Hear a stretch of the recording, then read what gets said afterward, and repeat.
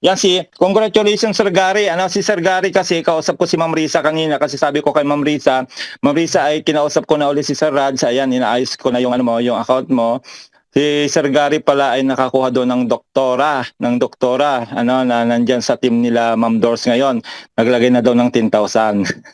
Si Sir Gary, Wow. si Sir Gary naman 7,000 na yata. O kaya instead na nandun nasa structure ni Ma'am Risa nga dahil nga hindi nga mabuksan yung account niya, pero sa kanila pa rin naman yan. Sa kanilang structure pa rin yan ng mga nila Sir Jonel, nila Ma'am Rhea. Kaya yan, isang sa team pa rin nila sila ng ambassador. Yung nga lang yung sayang ngayon kay Ma'am Risa hindi makahataw, gawa ng hindi nga mabuksan yung kanyang Stratify. Inandun po yung link. Pero marami na po, tinignan ko yung kay Ma'am Risa na original account, 230 na po, nasa baba niya. Kaya pinapakiusap po kay Sir Raj ngayon na ayusin para makahataw na rin si Ma'am Risa. Hindi makahataw eh. Hindi makahataw si Ma'am Risa. Gustong-gustong humataw, hindi makahataw. Yun po. Sige ma'am, mag-entertain kayo muna. Any question? Lalabas lang ako sandali. Sandali lang ko yun. Any question pa po? Mag-question lang ho kayo. At habang mayroon lang akong pupuntahan sandali. Babalik na ako kagad. Parang nandito nakapasok kanina si Sir Anton na nakalabas din. Umalis, siguro po nagtatrabaho. Si Captain Sadik, Captain Sadik, Ma'am Digna. Siguro si Ma'am Digna hingan natin ng si Ma'am Digna. Kasi ito yung isang top leader natin. Siya yung pinaka-leader nila Ma'am Dor, sila Sir Gary, siya. Kaya siguro Ma'am Digna, baka pwede namang makahingi kami ng motivation sa iyo. Yan, si Ma'am Digna from Canada. Top leader po yan ng Canada. Mahaba na po yung kanilang grabe. 20 na ho sila. Yeah po. Nandito rin si Ma'am Myra, kasama nila, di ba? Saka si Ma'am Doors, nakita ko kanina, nandyan din. Ma'am Digna. What is like this? Si Overcook. Ma'am Digna. Baka busy. Oo, usually nasa trabaho nasa work po. Oo, nasa work po siya. Pag ganitong oras, nasa work siya eh. Oo nga. Nakita ko rin si Ma'am Doors kanina. Tignan ko kung nandyan pa. Wala na rin. Si Ma'am Myra, any sharing po? Ayan, si Ma'am Myra, okay rin po yan. Taiwan. Si Ma'am Myra. Yan ay pioneer yan. Si Ma'am Myra, yan ay hindi nagpapahuli yan. Lagi nakasunod sa atin din yan. Kahit na ibang team siya. Tama po. Pero siya ay very, very active leader po yan. Ma'am Myra, baka pwede kayo mag-share sa journey ninyo. Habang po. Last mute, Ma'am Myra. Si Ma'am Tina, pwede rin mag-share. Ma'am Tina. Tapos si Ma'am Eva from Tribers, Canada, pwede din po kayong mag-share.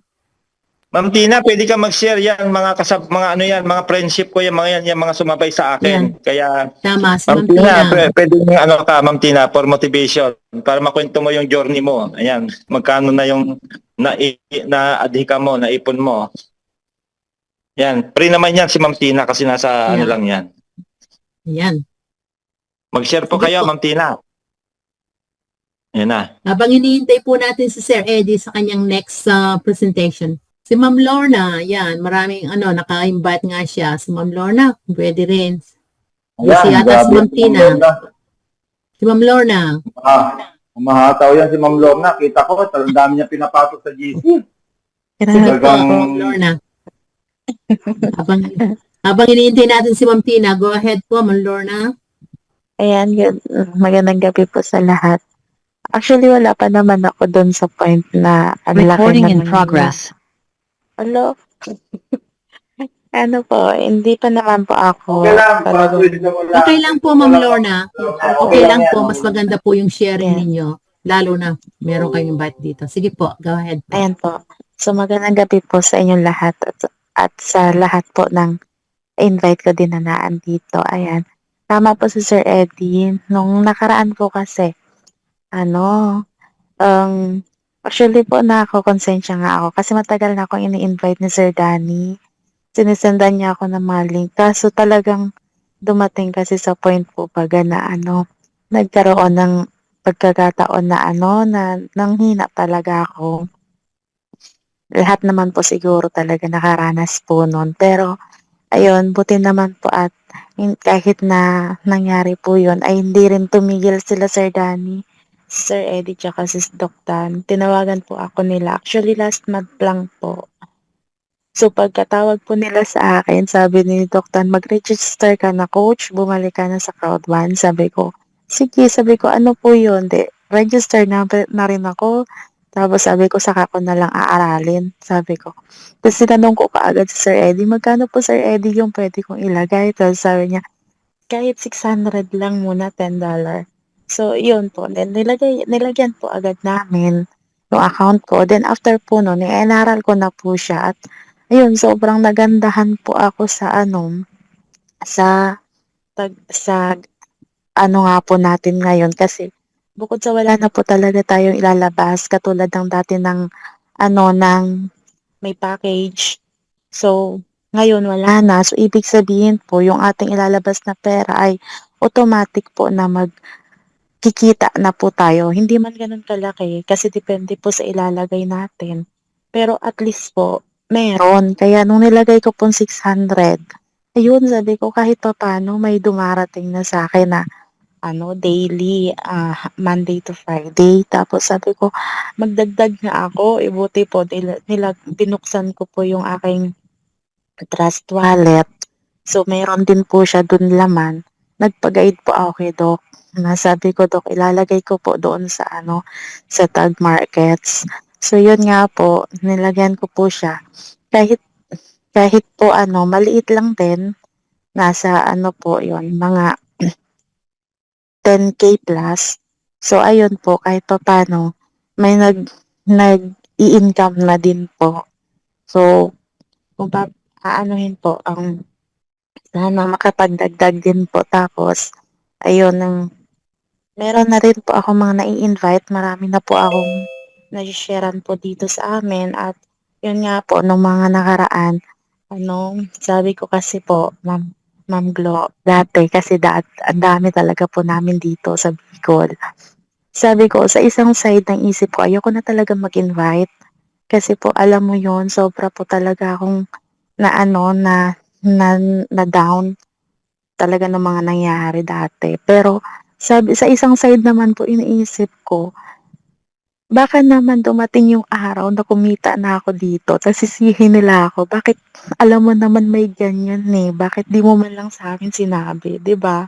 So, hindi ko alam kung saan ako lulugar Sabi ko, ay hindi, sabi ko sasabihin ko na lang. Kaya nung nakaraan po, kinalampag ko yung yung Facebook. Tapos natawa ako kasi ang dami nag-comment. May mga tumawag, tapos merong mga nag-chat or nag-comment na mga bad. Pero sabi ko nga, handa na akong harapin. Kasi andyan pa naman yung ating andyan pa yung company natin, hindi naman nawala. So, not totally scam po siya. Kasi pag scam po siya, wala na po siya ngayon. Di ba po? So, thanks God kasi may isang kumpanya na naka-tie up ulit kay Crowd1 na kung saan maraming pwedeng kumita nang wala ngang gagawin. Kaya, ayun po, natutuwa ako kasi dati po baga, Ma'am Glo, tayo po talaga yung nagtitrade mano-mano. So, nakakatakot. Grabing stress. So, ngayon, natutuwa ako kasi sabi ko dati, hindi ko malaman. Sabi ko kung ano ba to, matatalo ba tayo o ano. Grabe talaga yung stress ko. Pero, thanks God ngayon po ay pwede na po pala tayong kumita na wala nang gagawin. Diba? Kahit hindi tayo mag-invite, ay kikita tayo sa sarili nating pera. Ganon. Yung katulad po pag anong iba, sobrang sacrifices na mga trabaho po nila, tulad ng mga gumagawa ng bahay, ganon. Pwede po pala dito na pa-easy ka lang, tapos mas malaki pa yung ini-income mo, katulad nila Sir Danny, nila Coach Anton, diba? Nila Sir Eddie. Yeah po. So, yun. Thanks God po at hindi po tumigil sila Sir Eddie. Talaga po. Ano po talaga ako sa kanila. Sobrang na-amaze po ako kasi dumating yung point na sobrang ang hina-hina na pero andyan pa rin po sila. Grabe. Thank you, Sir Eddie. Ayan, Sir Danny at Doc Dan at sa lahat po na naandito. Ayan, medyo tumatagal na po siguro ako, Ma'am Glo. Ayan. Sana po dumating yung araw na ayun, kumita na rin po ako at makapag-share pa po sa madami. Ayan, thank you po. Ayan. Baka andyan na po Grabe si yun. Sir Eddie. Kita nyo, ha? Ganda, yan. Bago pa lang yan. Yan, Sir Eddie, sabi ko nga po, bakit hindi ko agad-agad, bakit tumigil ako? Ngayon pa lang, ngayon pa lang realize ko. Sana pala nagpatuloy ako, sumabay pa rin ako, kahit na may mga naging negative issue. Eh di sana ngayon malaki-laki na din, joke. Okay Ayan, thank you. At saka nung isang gabi, grabe sila, Ma'am Abby, habang nagsasalita sila, Sir, yung mga bago, yung mga isus, grabe sabi ko, nakakatuwa nga. At nagbabalikan na po yung mga dating leaders. Di ba, Sir Eddie? Ayan, congrats po, nakuha mo yung president. Nanginginig ako nanginginig pa ako niyan. Ang tagal ko kasi, Ma'am Glo, na hindi nagsalita dito, lalo na dito sa Zoom. Dati po, di ba, presenter nga po tayo nila Sir Eddie din. Kahit papano, nagtiwala sila sa akin. So, yun po. Ngayon, natutuwa ako. Nanginginig ako, actually, nalamig ako. Pwede na po kayo, Ma'am Lorna. So, basta po, susunod po kayo mag-host para sa ganon. Masanay po kayo, masanay. Grabe Lord, po. diba, kumbaga sa isa, pumurol lang siya, hahasain lang ulit para tumalim. Diba? Ang maganda pa po doon, Ma'am Lorna, alam ko, nadapa tayo. Tayong lahat, isa na rin ako doon. Talagang ang dami kong mga team, talagang, umabot ako sa isang, yung magandang position na rin, Pero nadapa tayo. Pero hindi po tayo nag-give up, Yun po yung maganda sa atin. Tsaka yung mga apply natin, yung mga nag-share sa atin noon, talagang alam nila na makatulong sa atin. Kaya po kinukulit nila tayo dahil nga nakita nila yung nangyari sa atin, talagang na low tayo ng pangyayari noon. So, kaya po hindi po sila nag-give up sa mga tao talagang nandyan. Kasi po ang aim nila, makatulong po, makatulong sa mga team na kagaya namin na nasaktan ng konti, pero ngayon po, forget about doon na nasaktan tayo. Nandito na po tayo sa, sa... Nagpahinga lang, Ma'am Glo. Pero, ayan, lilipad ulit. Tama po. Kaya nga may kasabihan tayo, Ma'am Lorna, pagka nasara yung parachute, ibuksan po natin dahil babagsak at babagsak tayo pag hindi po natin binuksan, Kaya buksan po natin yung parachute para lumipad ulit tayo. Yan. Yes. Di po ba? Yes po. Go, Recording go, go stopped. Na.